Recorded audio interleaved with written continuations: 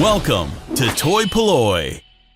Hello and welcome to another video from toy-polloi. Now in this video we're going to take a look at the Cybo-invader, which is one of only 2 ships released for the vintage toy line Cyborgs that was released here in the UK by Dennis Fisher and Strawberry Fayre. Now in front of me you can see the Cybo-invader, but inside it also contains the Cybo-interceptor, which was this strange thing about this toy.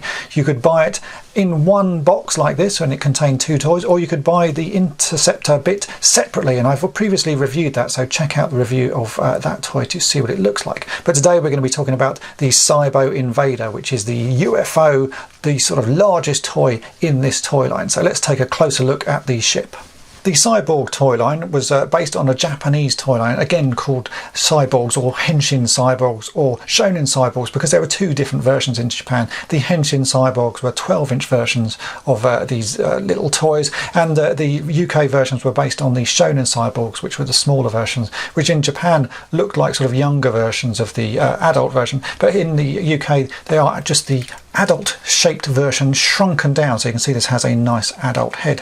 And they released 2 vehicles for this toy line, the Cybo-invader, which is this one, and the Cybo-interceptor, which funnily enough is inside this toy, because for some strange reason they decided to release both toys in one box. When the Invader was released in Japan, it was actually called the UFO-7 and was the enemy's ship of the Cyborgs. Now the Invaders were never released here in the UK, so it was just rebranded as the Cyborg spaceship, hence why it was called the Cybo-invader. And as you can see, it's a pretty beefy toy. It looks like a sort of weird UFO, and it reminds me a little bit of a foot spar or something like that, again a thing that would have been released in the 70s. And it's made out of a similar sort of plastic as the foot spar. It has 2 missile launchers on the front. Unfortunately I'm missing the missiles, but I do have the launchers. The missiles are incredibly hard to find. In fact, this whole toy is incredibly hard to find, so I'm lucky to have one even though it has the missiles missing.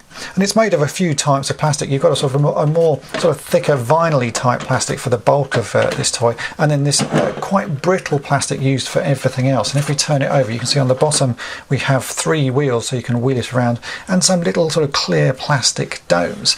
Now the great thing with this toy is that it contains the Cybo-interceptor inside it. Now if I pull up on this little sort of rear fin, this dome section will open and you can get inside the toy, and you can see here that there is another spaceship inside. Now this is the Cybo-interceptor, which I have previously reviewed, so go and check that out to see that in more detail.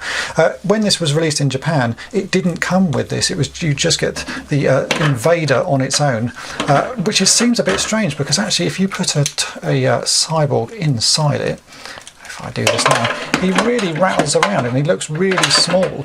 It's only when you put the Cybo-interceptor inside that it actually looks like he should sort of fit inside. But I guess they did that for a reason, so that you had to buy both toys when you were in Japan. But here they released it all together, so you got this toy inside that toy, although you could buy this one separately as well. If we take a look inside the cockpit without the interceptor inside, you can see it's a fairly basic sort of empty little area. There's a couple of stickers on either side, and this metal bracket, which is the spring-loaded mechanism that sort of flips the top up. If I bring this back down and clip it in place, I can then unhook it, and you'll hear there's actually a spring mounted from about here sort of backwards with a little sort of piston section which pulls everything up. So if I do this, it fires up with quite a lot of force, which is why more often than not you'll actually see these broken. The plastic domes tend to crack, and I think half of that is due to the way this mechanism sort of is so sort of heavily spring loaded. You can see it really fires with some force forwards, but it is quite a nice feature, and it does give you a little bit of an excitement when it sort of pings up. And as you saw earlier, the actual Cybo-interceptor just sort of slots inside.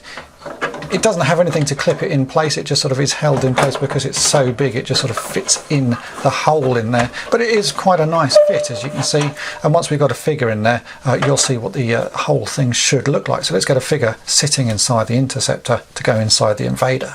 I've now stuck a cyborg in the Cybo-interceptor. As I showed you in the previous video for the interceptor, this is actually quite a tricky job because these figures are fairly brittle and you have to sort of push it under a belt that doesn't really give you much sort of space for manoeuvre, so it takes a little while to get that in. But there he is in place, and we can now slot this into the Invader, and he looks pretty cool sat there in his seat. If I move the seat forwards a little bit, we can then shut the canopy down over the top of him and we'll lock that in place. So you can now see the Cyborg inside the ship. And the wheels on the bottom mean that you can actually spin this toy around. It does spin quite nicely, and there's a little bit of sort of reasonable movement on the wheels. They are a bit on the cheap side and don't really run that well. There's also a pin that you can see there that tends to rub on the floor because there's so much give in the wheels, but it sort of works okay. And as I show you, spinning it round seems to look pretty reasonable. It's just the rolling forward motion is harder to achieve than you would imagine.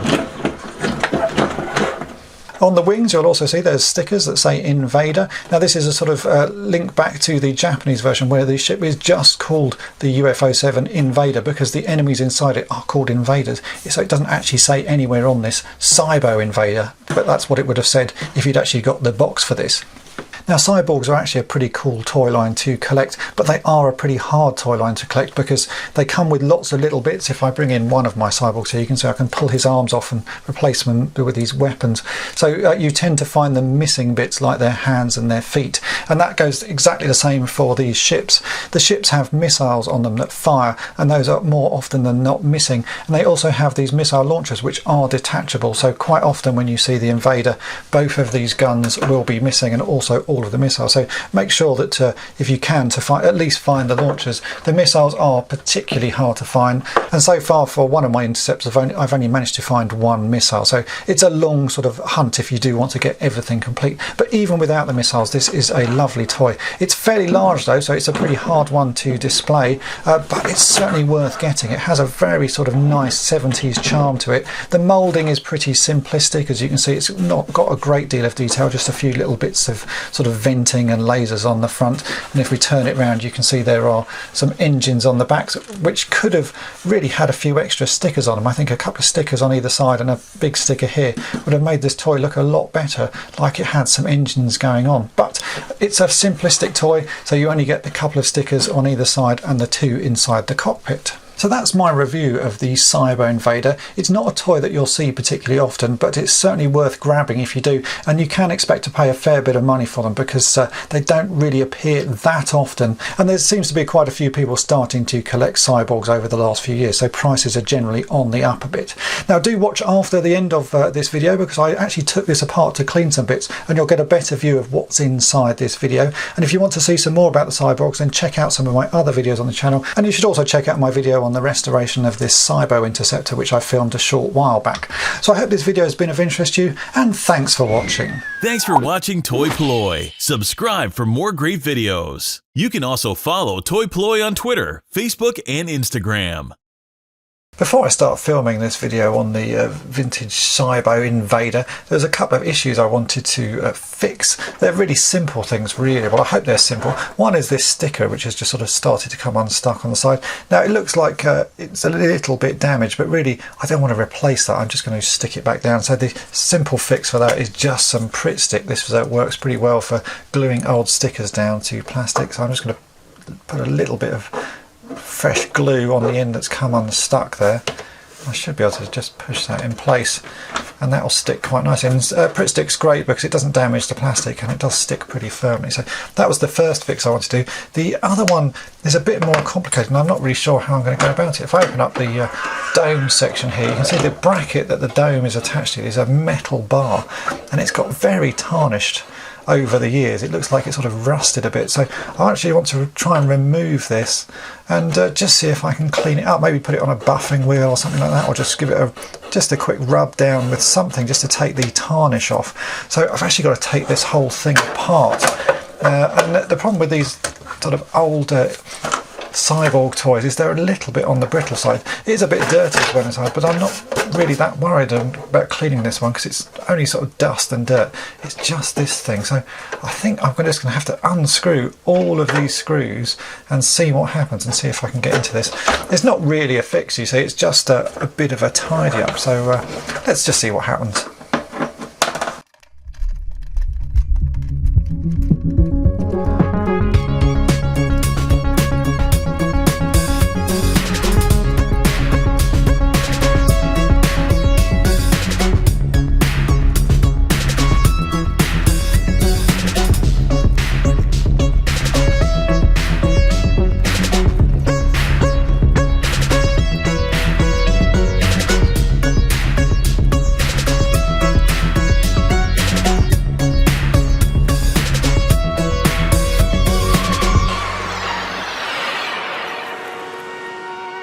So here's the internal bits. It's actually more complicated than I'd imagined to get this out, because it's quite a bit of construction. You've got a spring here, which is what spring loads this little hinge mechanism. It's also got a little sort of guide plunger to make sure everything moves in the right direction, and it's all held on by, there's a little washer type thing there, and then this front section is held on by a nut and bolt set of screws.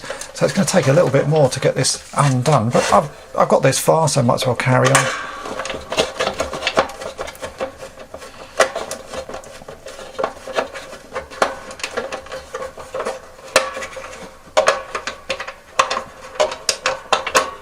I'm going to keep those ones together because those are the nut and bolt ones rather than just basic screws. So let's keep those together. See if I can do this side as well.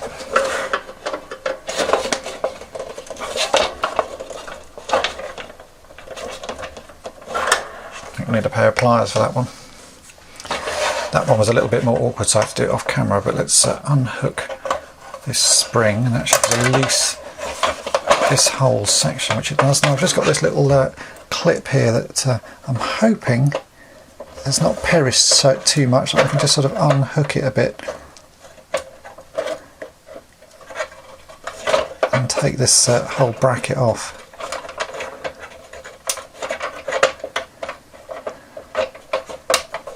Yeah, it's coming off.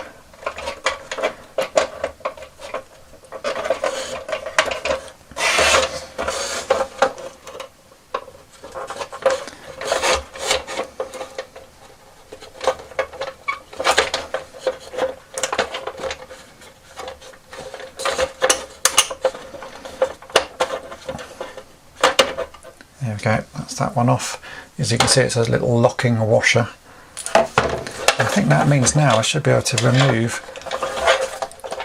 all of this somehow. It's a really complicated design, this. More complicated than I'd imagined. Actually, I think I'm going to have to take that end bracket off as well.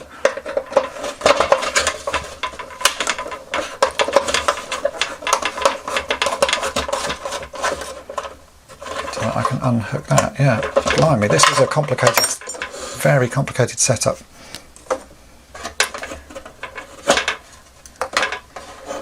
All that is because I wanted to give this bracket a buff. Still got a little bit more to go, but we're almost there. This is a very complicated toy to take apart.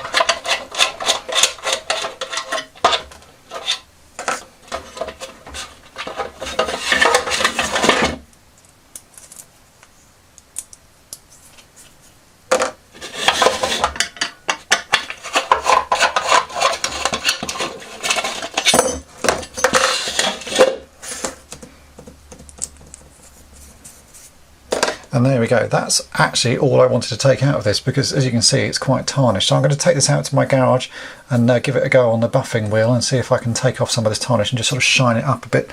I might as well, while I'm at it, take out this other little bracket, even though you can't see it because that has the same sort of tarnish on it. Let's just go and see what we can do with it.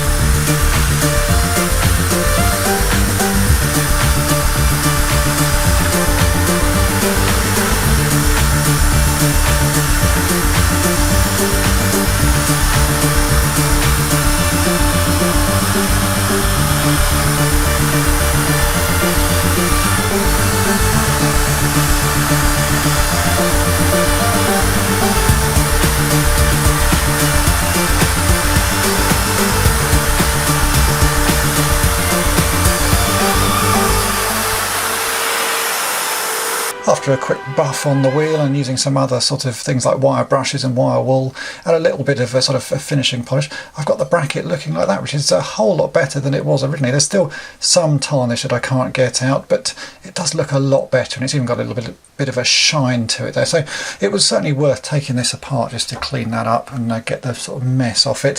So now I've just got to put this whole thing back together, which is just a case of reversing what I've just done, taking it apart. So let's get this all back together and then it'll be ready for a review. And here it is back together. As you can see, it actually does make quite a nice difference. Just cleaning the tarnish off that, because it did look a little bit sort of rough and ready. I've not cleaned anything else on the ship, and I'm actually not going to. There's a few little bits of dust in the grooves here, but it's really quite minor. And I like the fact that this is a little bit on the dirty side, because it's such an old toy, and it's also such a rare toy. So I'm just going to leave it as it is, but it was worth taking it apart to clean that bit. And actually quite interesting to take apart, because I've never looked inside one of these before. And it's a fairly complicated construction. The sort of mechanism for opening that lid, see, like that, is actually pretty advanced. Lots of sort of springs and brackets and a little piston. So it's interesting just to have a look inside, just to see what was going on. So that's it for this little mini restoration. Thanks for watching.